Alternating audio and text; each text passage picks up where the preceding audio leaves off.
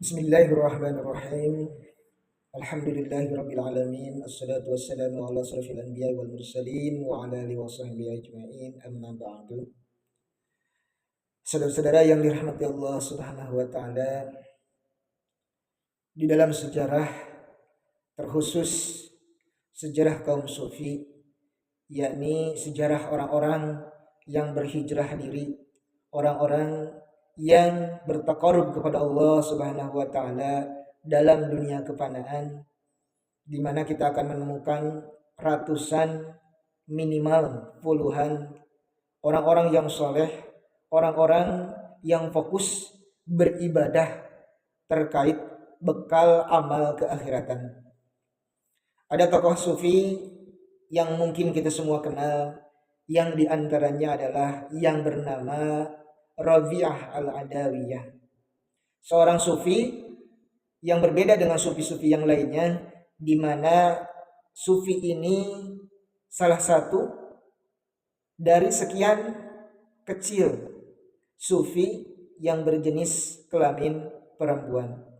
Kita mengenal beberapa sufi, mayoritas didominasi oleh kaum Adam, kaum lelaki. Namun Rabi'ah al-Adawiyah termasuk pengecualian, yakni beliau merupakan seorang sufistik yang totalitas bertaqarrub kepada Allah Subhanahu wa taala.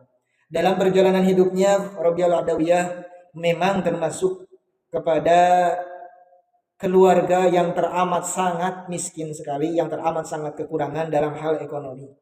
Bahkan Rabi'ah al-Adawiyah yang merupakan putri keempat, di mana Rabi'ah keempat artinya merupakan putri keempat dari 5 bersaudara, di mana saking kekurangan nafkah ekonominya, kedua saudaranya meninggal di masa kecilnya saking kurangnya gizi dan lain sebagainya.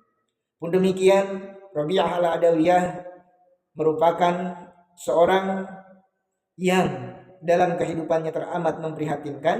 Bahkan dalam kisahnya, Rabi'ah al-Adawiyah di masa-masa kecilnya teramat sangat terumbang-ambing, sehingga beliau termasuk hampir dikatakan sebagai orang-orang yang kategorinya sebagai budak belian, yang martabat harkat secara duniawinya teramat sangat rendah. Namun demikian, dalam perjalanan hidupnya beliau terus bertaqarrub, memohon kepada Allah Subhanahu wa taala untuk ingin dijadikan sebagai hamba Allah yang terpilih.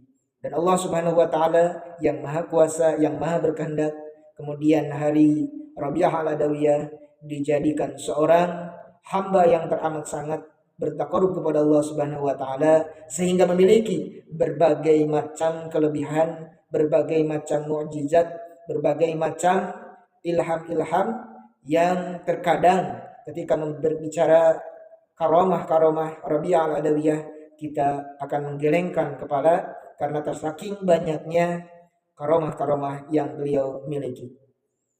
Ikhwan fillah rahimakumullah, dari kisah Rabi'ah al-Adawiyah ini memberikan kita pelajaran bahwasannya Allah Maha berkehendak dan dunia ini tetaplah fana. Di dalam beberapa syair, Rabi'ah al-Adawiyah merupakan wali Allah yang doanya agak sedikit nyeleneh, di mana beliau di dalam doanya, ya Allah, jika ibadahku hanya karena ingin surga, maka berikanlah surga itu kepada yang lainnya.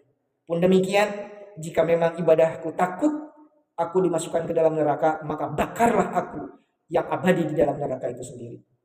Tentu doa ini sedikit agak ganjil, akan tetapi doa yang teramat sangat penuh dengan hikmah.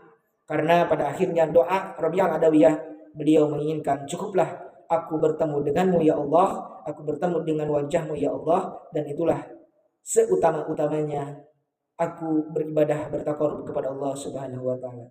Semoga Allah Subhanahu wa taala memberikan kita hikmah, memberikan kita kebaikan-kebaikan di dalam menjalani kehidupan sampai Allah Subhanahu wa taala mengambilnya kita kembali, sehingga insyaallah kita dimasukkan ke dalam surga Allah Subhanahu wa taala. Amin ya Allah ya rabbal alamin.